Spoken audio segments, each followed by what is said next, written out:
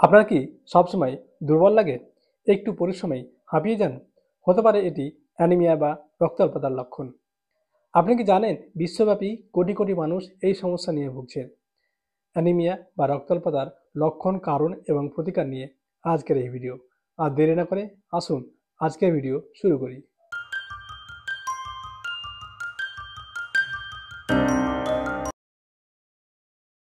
রক্তাল্পতা অর্থাৎ অ্যানিমিয়া এমন একটি অবস্থা যেখানে হিমোগ্লোবিন বা লাল রক্তকণিকার অভাব দেখা যায়। এই লাল রক্তকণিকা আমাদের বিভিন্ন অংশে অক্সিজেন পৌঁছে দেয়, কিন্তু যখন এই লাল রক্তকণিকা অথবা হিমোগ্লোবিনের অভাব ঘটে তখন নানা উপসর্গের সৃষ্টি হয়, যাকে আমরা রক্তাল্পতা বা অ্যানিমিয়া বলি। রক্তাল্পতা বা অ্যানিমিয়া হওয়ার পিছনে অনেক কারণ রয়েছে। 1 নম্বর, আয়রনের অভাব। আয়রন হিমোগ্লোবিন তৈরি করতে সাহায্য করে।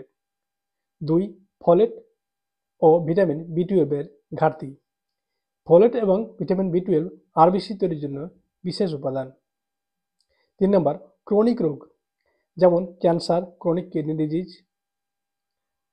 4, মাসিকের ভারী রক্তপাতের কারণে অ্যানিমিয়া অর্থাৎ রক্তাল্পতা দেখা যায়। এছাড়া কোনো পথঘাটা দুর্ঘটনা অর্থাৎ অ্যাক্সিডেন্টের ফলে বিভিন্ন অংশ থেকে রক্ত ঝরা প্রভৃতির কারণেও রক্তাল্পতা দেখা যেতে পারে। এছাড়া অন্তর্নিহিত অর্থাৎ শরীরের মধ্যে অন্তর্নিহিত কোনো রোগের কারণে এই রক্তাল্পতা অর্থাৎ অ্যানিমিয়া দেখা যেতে পারে। 5 নম্বর, বংশগত। জেনেটিক্স যেমন থ্যালাসেমিয়া, সিকেল সেল অ্যানিমিয়া এই প্রভৃতির রোগের কারণেও ক্ষেত্রে রক্তাল্পতা বা অ্যানিমিয়া দেখা যেতে পারে। 1, দুর্বলতা ও ক্লান্তি।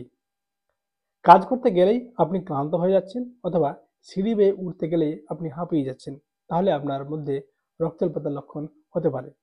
দ্রুত কোনো চিকিৎসকের সঙ্গে পরামর্শ করুন। আপনার হিমোগ্লোবিন টেস্ট করে বোঝা যাবে আপনার মধ্যে রক্তাল্পতা রয়েছে কিনা।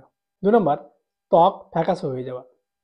বিশেষ করে তালু, নখ এবং এই ঠোঁট যদি ফ্যাকাশে হয়ে যায় তাহলে বুঝবেন আপনার শরীরের মধ্যে রক্তাল্পতা রয়েছে। 3 নম্বর, পালপিটেশন অর্থাৎ হৃদস্পন্দনের গতি বেড়ে যাওয়া। আগে বলেছি রক্তাল্পতা অর্থাৎ অ্যানিমিয়ার মধ্যে হিমোগ্লোবিন বা আরবিসি ঘাটতি দেখা যায়। আর হিমোগ্লোবিন এবং আরবিসি আমাদের কি করে?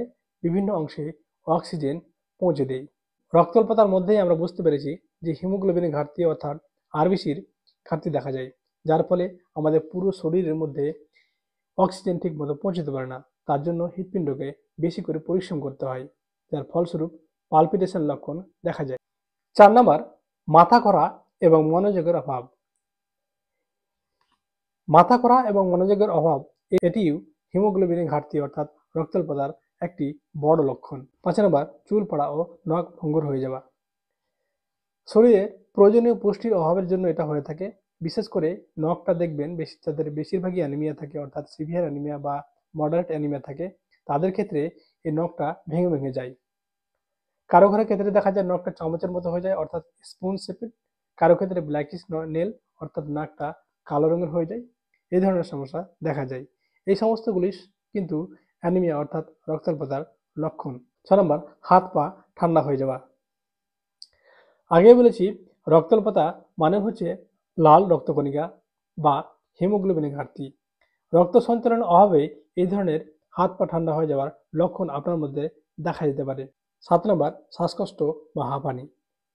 অল্প কাজের মধ্যে যেন দম বন্ধ হয়ে যায় অথবা সিঁড়ি বেয়ে একটু উঠলেই মনে হয় যেন আর হাঁটতে পারছি না, হাঁপিয়ে যাচ্ছেন। বিশেষ করে যাদের সিভিয়ার অ্যানিমিয়া আছে, যাদের হিমোগ্লোবিন 7-এর নিচে অথবা 8-এর নিচে হয়ে থাকে, তাদের ক্ষেত্রে এই ধরনের লক্ষণগুলো দেখা যায়। কিন্তু যাদের একটু মডারেট বা অ্যানিমিয়া বা মাইল্ড অ্যানিমিয়া থাকে, তাদের ক্ষেত্রে এই ধরনের সমস্যা খুব কম দেখা যায়। আপনার মধ্যে কি এই 7টির মধ্যে কোনো লক্ষণ দেখা গিয়েছে? তাহলে অবশ্যই কমেন্ট সেকশনে জানাবেন। দুটো জিনিস আপনাকে খেয়াল করতে হবে। 1 নম্বর, ডাক্তারি পরামর্শ, আর 2 নম্বর, খাবার, সুষম খাদ্য খাবার গ্রহণ করা। প্রথমত হচ্ছে সুষম খাদ্যের মধ্যে কি খাবেন? বিশেষ করে ইন্ডিয়াতে বেশিরভাগই আয়রন ডেফিসিয়েন্সি, নিউট্রিশন ডেফিসিয়েন্সির জন্য বেশি অ্যানিমিয়া হয়ে থাকে। কিন্তু যারা জন্মগত অথবা ক্রনিক ডিজিজ হয়ে থাকে, সেক্ষেত্রে তো আপনাকে চিকিৎসকের পরামর্শ অবশ্যই নিতে হবে। প্রথমত আয়রন সমৃদ্ধ খাবার বেশি করে খেতে হবে। কোন কোন খাবারগুলো আয়রন সমৃদ্ধ। পরবর্তী ভিডিওতে আমরা আয়রন সমৃদ্ধ খাবার নিয়ে আলোচনা করব। আর ভিটামিন সি সমৃদ্ধ খাবার, ভিটামিন সি তো সবাই জানে, লেবু, বিশেষ করে কমলা লেবু, পাতিলেবু, আমলকি, গ্রিন টি এর মধ্যে প্রচুর পরিমাণে আমাদের ভিটামিন সি রয়েছে। এছাড়া টমেটোর মধ্যেও ভিটামিন সি রয়েছে। এই সমস্ত খাবারগুলো অ্যাড করুন। প্রয়োজনে আয়রন সাপ্লিমেন্ট দিতে হবে। চিকিৎসকের পরামর্শ, রক্ত পরীক্ষা, তার সঙ্গে সঙ্গে প্রয়োজনে আয়রন সাপ্লিমেন্ট আপনার নেওয়া জরুরি। সেটা যদি চিকিৎসকের পরামর্শ নেন তাহলে চিকিৎসকই আপনার ডিসাইড করে দেবেন। তো বন্ধুরা, এই ছিল রক্তাল্পতার লক্ষণ, কারণ এবং কিছু প্রতিকার নিয়ে আজকের এই বিশেষ আলোচনা। আশা করছি আমার এই ভিডিওটি আপনার অবশ্যই উপকারে আসবে। আমার ভিডিওটি ভালো লাগলে অবশ্যই লাইক এবং সাবস্ক্রাইব করতে ভুলবেন না। আজকে এই পর্যন্ত, পরবর্তী ভিডিওতে আবার দেখা হবে। সুস্থ থাকুন, ভালো থাকুন, ধন্যবাদ।